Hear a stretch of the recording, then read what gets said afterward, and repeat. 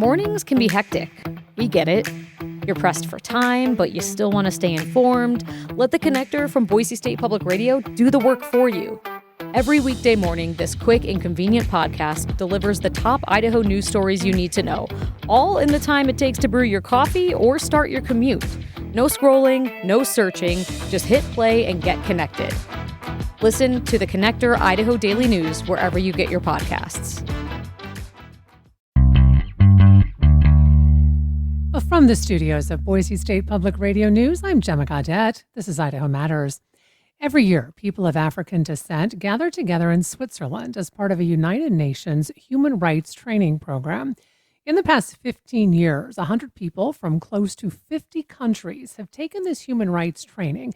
It's designed to share information, to learn about human rights law, and work within their own countries to create laws to stop racial discrimination. And last November, Dr. Sidney Freeman Jr. was chosen from a pool of 1,000 applicants to travel to Geneva and take part in the program. He's a professor at the University of Idaho and the founder and director of the U of I Black History Research Lab. He's joining us live today to talk more about the program. I want to welcome you. Thank you so much for this opportunity. So, Dr. Freeman, can you tell us a little bit about this program and who can apply for the fellowship? Yes. So anyone who is serving as an activist, it can be a person who has a nonprofit that is doing work that is impacting the Black community in a positive way, they can apply. So we had individuals that were professors, you had individuals who were on the ground activists, and you had those who were even in local politics. So you were chosen, as I mentioned, to become a fellow last year. So when did you travel to Switzerland for the program? Yeah, so the beginning of November, I traveled over there and I was there for the entire month. And take us through that month. Kind of give us an idea of what you learned, who were your counterparts? Yes, so we had individuals from Jamaica, the Bahamas, Niger, the UK, Austria. So it was a really diverse group. Only 10 were selected, and I was the only person from the United States. So I was the United States representative.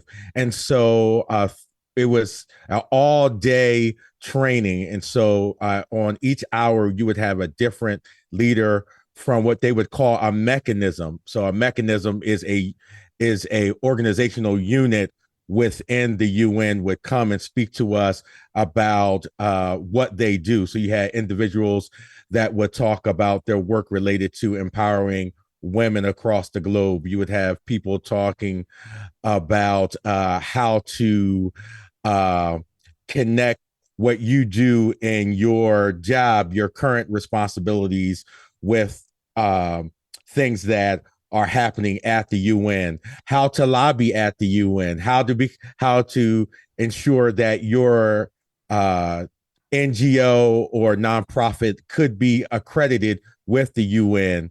So you gained all those kinds of skills. Before I arrived at Geneva, I had heard of the UN, but I had not been exposed as some others had been. So it was a wonderful opportunity to see the global impact of the UN and its partners. Here's what's incredible to me. Only 150 people have actually taken part in this fellowship. And as you mentioned, you were the only person from the United States during this last fellowship in November. This must be an incredibly difficult program to get into. It was extremely challenging, not just getting into the program, but it was extremely intense. So it was essentially from 7:30, 8 o'clock in the morning until about 6 o'clock, you were in some type of training. And essentially the 10 of us moved together related to any part of the training. So it wasn't like, oh, five of you go over here and three of you go over Mm-hmm. there. It was all of us together. So we essentially became brothers and sisters. I feel like we were in military training in some respects, but it was a great opportunity to learn and think broader. I'm always talking about the notion of being local, doing local, but thinking global. Mm. So, with that said, what was it like to have these counterparts from other countries? Because I would make an assumption that some of their laws are different, how they approach things societally are different than what we do in the United States. So, what was that like to learn from your other nine counterparts from other countries? It was a great experience. I think by hearing them, it helped me to understand the place the U.S. played globally, right? So we were the 600-pound gorilla in the room.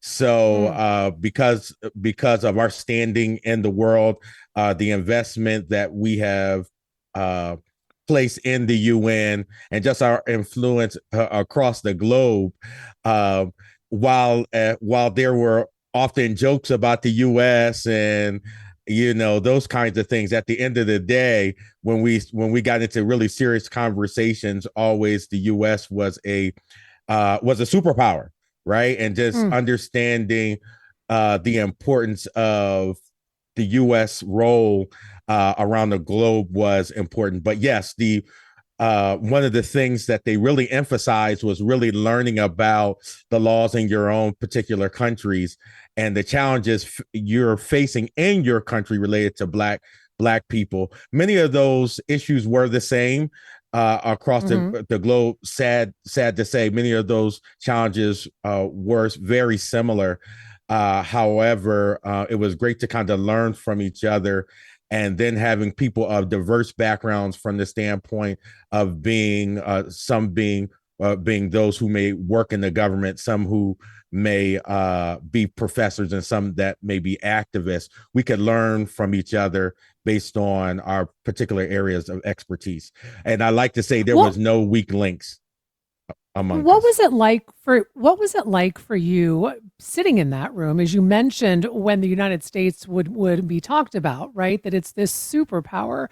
Our we have many faults in this country, but how we are viewed, right? I mean, we are a superpower. We are one of the richest nations in the world. We have numerous allies.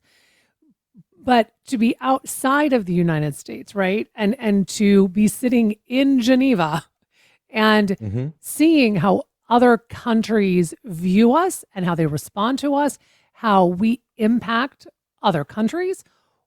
How did that feel? I mean, was that overwhelming at all?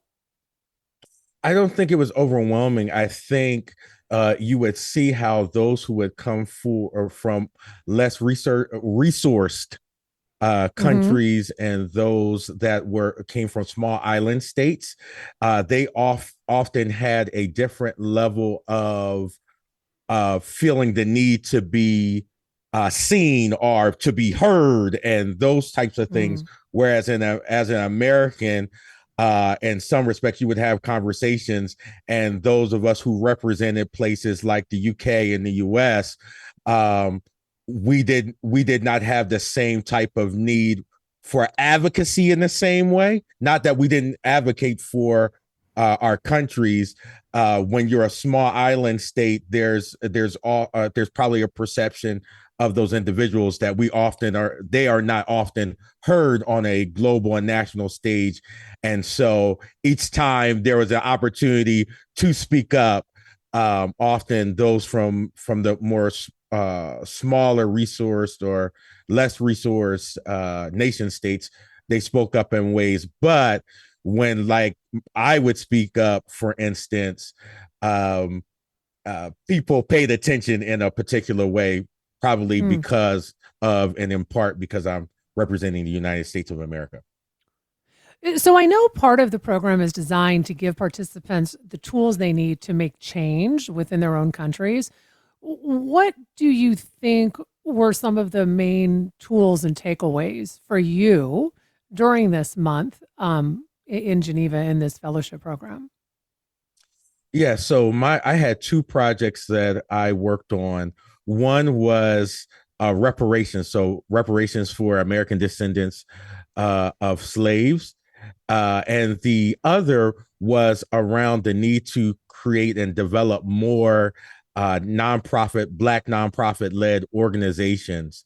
And so, as it relates to reparations, there were several other countries represented from the Caribbean that were really talking about the need for reparations for people of African descent in their countries. And of course, I was saying that for the United States, and we were learning how to lobby the UN leadership to make sure that that was a part of the agenda in upcoming meetings. Another, as I go back to the other issue, which was Black led nonprofits, what we found was that there were other nonprofits that would be accredited by the UN that were led by those who were not Black, and they would have more access and were able to advocate for issues that they thought were important, but very few were Black led. And so I talked about the need for more Black led organizations and to find ways to fund those organizations so that they could be accredited by the United Nations. So developing that leadership pipeline and developing that pipeline of organization, so it's not just people doing some of this work on their own, but they're actually legitimized by being a nonprofit or an NGO. So you mentioned you were already working on projects to make change before you traveled to Geneva. You're also the founder and the director of the University of Idaho Black History Research Lab. Can you talk to us about the lab and what it does? Yeah, so the central focus is to tell the history of Black people at the University of Idaho and the state at large. And so I've been excited to have been able to uh, develop a traveling exhibit to go all across the state to share the impact and the contributions of Blacks here in the state of Idaho to make our state even greater. And so we continue to grow and to thrive, even in times where it can be unpopular. It can be unpopular to talk about issues impacting the Black community. hmm So, with that said, what have you found as you travel around the state with this exhibit, and people become more educated about the Black people who have made change, who have impacted Idaho? Because I think that's a lot of history that I would reckon a lot of people do not know about. Yeah, so I think people are surprised. I think people are heartened, and I think particularly Black people in the state are feel seen, and so I think that's really important. I think if you're going to tell the true history of the state of Idaho, you can't tell that story without telling the story of the contributions of Blacks to this state. One of the things that I've been able to do is create something which is called a labor acknowledgement. Um, Mm. we hear from the Native American community a land acknowledgement, acknowledging that they originally were the individuals who lived on this land, cultivated the land we now hmm call Idaho. Well, I also recognize that there were Black folks that over the years have contributed to the greatness of Idaho. And so we've created a labor acknowledgement to acknowledge the labor that individuals have contributed to make Idaho this great state that it is today.